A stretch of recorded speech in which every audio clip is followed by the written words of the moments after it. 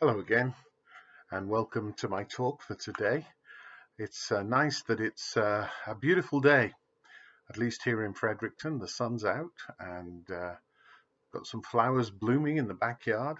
It's certainly a day when I hope that I can get out for a walk a little bit later on because I'm getting a little bit of cabin fever again. Over the weekend, I have to say, I was totally impressed. Last week, I think in one of these talks, I mentioned that my dad had learned how to use Facebook Messenger with a little bit of help from a neighbor, which has been great for us because we've been able to talk to each other on a regular basis, but more importantly, see each other.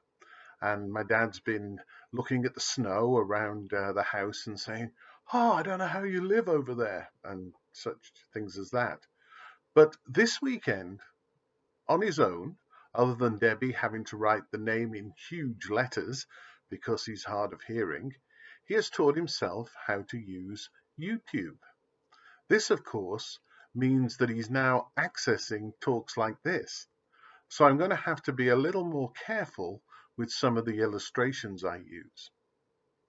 It's just interesting to see how people are adapting in the face of COVID-19. It says something about the creativity that God has placed into us as human beings. It's not surprising that this exists, given that part of the very nature of God is to create, and we're made in God's image. Too easily I forget that I'm a bearer of God's image in the world. Of course, that doesn't mean that I look like God or can behave like God.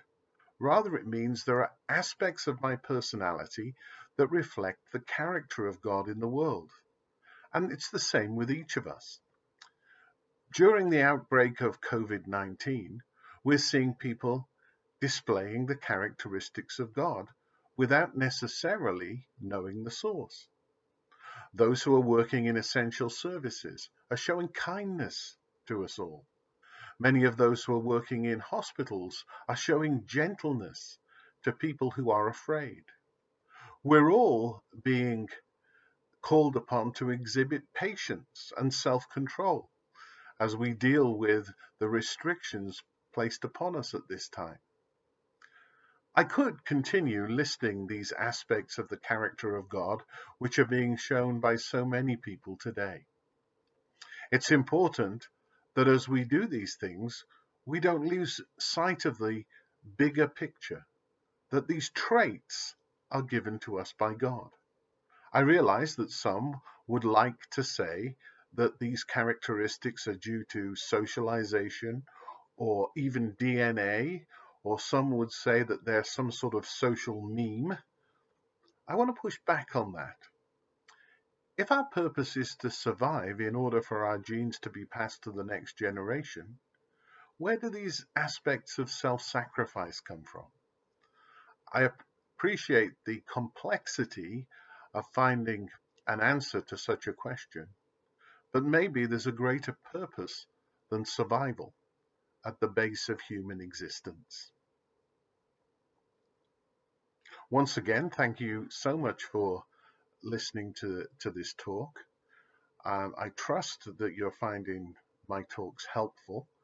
And tonight we will continue with saying the litany together for any who wish to join us.